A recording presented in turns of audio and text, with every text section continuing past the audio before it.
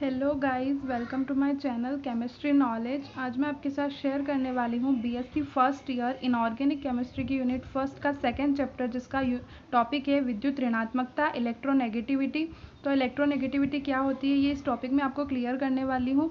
Video अगर थोड़ी सी भी पसंद आती है, वीडियो से हेल्प मिलती है, तो वीडियो को लाइक करें, चैनल को सब्सक्राइब करें और वीडियो को शेयर करें अपने फ्रेंड्स में। स्टार्ट करते हैं। इलेक्ट्रोनेगेटिविटी क्या होती है, विद्युत ऋणात्मकता क्या होती है। किसी सहसंयोजक अणु में किसी परमाणु द्वारा बंधित इलेक्ट्रॉन युग्म यानी कि जो बॉन्डेड पेयर ऑफ इलेक्ट्रॉन्स होते हैं या फिर सांझे के इलेक्ट्रॉन युग्म को अपनी तरफ आकर्षित करने की क्षमता को उस तत्व की विद्युत ऋणात्मकता कहते हैं। किसी भी इलेक्ट्रॉन पेयर को अपनी तरफ अट्रैक्ट करने की जो क्षमता जिसकी ज़्यादा होती है वो जो होता है अधिक विद्युत ऋणात्मक तत्व होता है, और इस पूरी प्रोसेस को विद्युत ऋणात्मकता कहते हैं।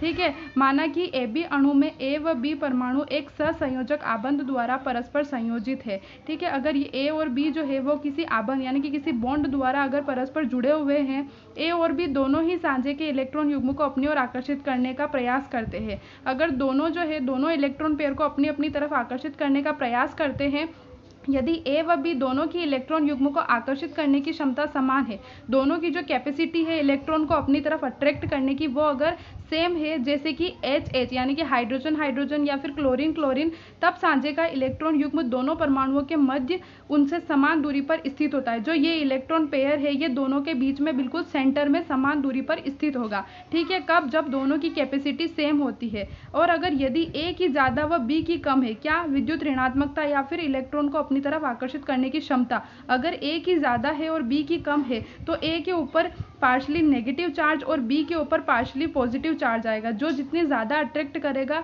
इलेक्ट्रॉन पेयर को तो उसका क्या होगा, उसके ऊपर नेगेटिव चार्ज आएगा, पार्शली नेगेटिव चार्ज, और जो दूसरा तत्व बचेगा उसके ऊपर आएगा पार्शली पॉजिटिव चार्ज। तो ये तो हो गया इलेक्ट्रोनेगेटिविटी। अब आते हैं प्रभावित करने वाले कारक। तो फर्स्ट पॉइंट आता है ऑक्सीकरण अवस्था, ऑक्सीडेशन स्टेट। तो ऑक्सीडेशन स्टेट कैसे इफेक्ट करती है?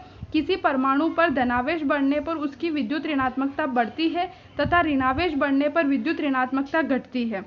अगर पॉजिटिविटी बढ़ेगी तो विद्युत ऋणात्मकता बढ़ती है तथा ऋणावेश बढ़ने पर विद्युत ऋणात्मकता घटती है। उच्च ऑक्सीकरण अवस्था में विद्युत ऋणात्मकता उच्च होती है। ठीक है। अगर ऑक्सीडेशन स्टेट अगर हाई है तो जो इलेक्ट्रोनेगेटिविटी है वो भी हाई होगी।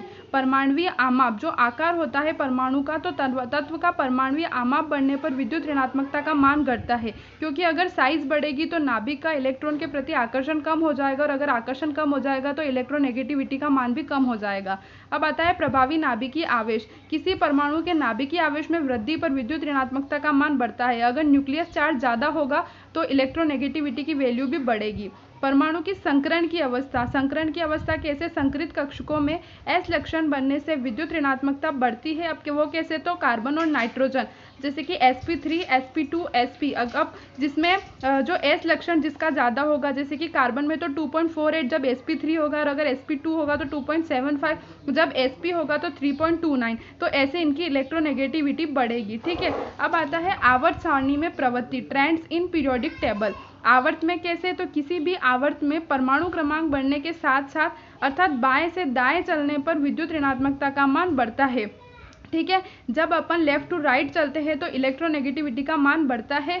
वो कैसे? क्योंकि उनकी क्या होती है, साइज कम हो जाती है। साइज अगर कम हो जाती है तो नाभिक का इलेक्ट्रॉन युग्म के प्रति आकर्षण बढ़ जाता है, जिससे क्या होगा, इलेक्ट्रोनेगेटिविटी बढ़ेगी। देखो, अगर एलिमेंट है, अगर अपन लिथियम से फ्लोरीन की तरफ जाते हैं, वैसे पूरी पीरियोडिक टेबल में जो FON यानी कि फ्लोरीन की सबसे ज़्यादा होती है इलेक्ट्रोनेगेटिविटी, उसके बाद ऑक्सीजन की होती है और उसके बाद नाइट्रोजन की होती है। ये क्वेश्चन MCQs में भी पूछा जाता है कि सबसे अधिक विद्युत ऋणात्मक तत्व कौन सा है, तो वो होता है फ्लोरीन। ठीक है। तो ऐसे आवर्त में कैसे बढ़ेगी? तो इस वजह से, क्योंकि उनकी साइज कम हो जाएगी, और साइज कम होगी तो इलेक्ट्रोनेगेटिविटी भी बढ़ जाएगी। ठीक है। अब समूह में कैसे? इसका जस्ट अपोजिट होता है। किसी समूह में परमाणु क्रमांक की वृद्धि के साथ साथ इलेक्ट्रोनेगेटिविटी का मान कम होता जाता है। अगर ग्रुप में ऊपर से नीचे जाएंगे तो इलेक्ट्रोनेगेटिविटी का मान कम होगा। क्यों? क्योंकि परमाणु का आकार बढ़ जाता है। अगर साइज बढ़ेगी तो वही नाभिक का इलेक्ट्रॉन के प्रति आकर्षण कम हो जाता है, और अगर आकर्षण कम हो जाता है तो इलेक्ट्रोनेगेटिविटी का मान भी कम हो जाता है। तो इलेक्ट्रोनेगेटिविटी के टॉपिक में बस यही पॉइंट्स थे।